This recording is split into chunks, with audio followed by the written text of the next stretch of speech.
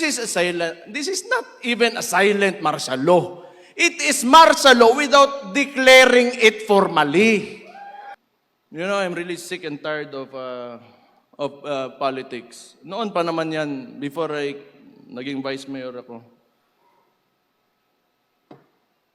Isa pang binalik ng adik na pangulo na sabi ng kapatid niya, hindi, kailangan ko i-put into para sasabihin naman ni Matibag na, oy, sinabihan mo adik, ikukulong ka, pusasan ka, hindi mong buhanga ka.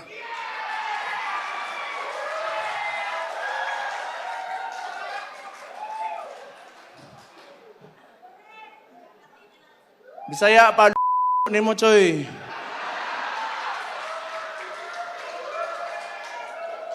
You know, tama si Mike. This is not even a silent martial law. It is martial law without declaring it formally. Ang dami nang nakukulong, may mga kaso, and for what? Because they opposed, the actions of the administration. Why? Is that so wrong? Kung ikaw, Presidente, that would be good information for you to fix your country. Because it could be right. It could be good for the country. Bakit ayaw mo ng oposisyon? Bakit ayaw mo na pagsabihan ka kung ano yung nangyayari sa lugar mo? Kasi baka kasama ka talaga sa nakaw. At ano sinabi? Hindi naman tayo magtataka. Lumabas na nga si Martin Romualdez. That was actually an admission that there are anomalies in the preparation of the budget. Ang sinabi niya lang, hindi siya ang mastermind. And who is higher than Martin Romualdez? Sino susunod? Sino paperman ng budget? Ferdinand Bongbong Marcos Jr. Adik Bangag. Sabi ng kapatid niya.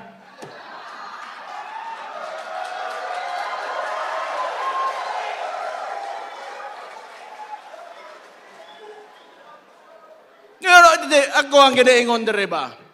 Ako ginaingon gani. Awa, nanaghan ng adik karon. Dumami ang adik.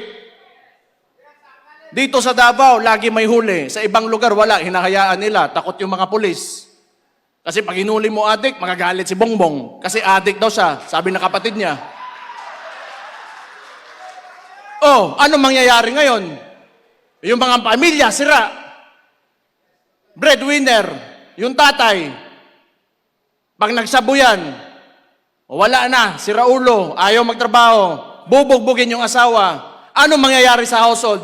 Wasak yung pamilya, yung mga bata, saan papunta? Hindi papasok ng paaralan.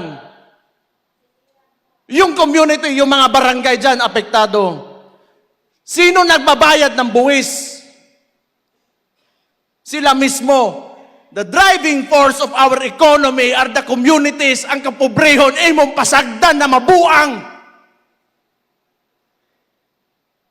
Napatay Chief PNP mo ingon lang, sasabihin niya lang, pampahaba lang ng oras sa trabaho ang drugs na yan. Tanawa unsa ka bangag ng presidentiya na, and you allow your Chief PNP to say that without reprimanding him. Tanaw ninyo, tingin nyo ba may kinabukasan pa ang Pilipinas pag nagpatuloy ito? Tangtangan yung Marcos dito. Ayaw, ako'y mapriso. Kitang tanan siguro.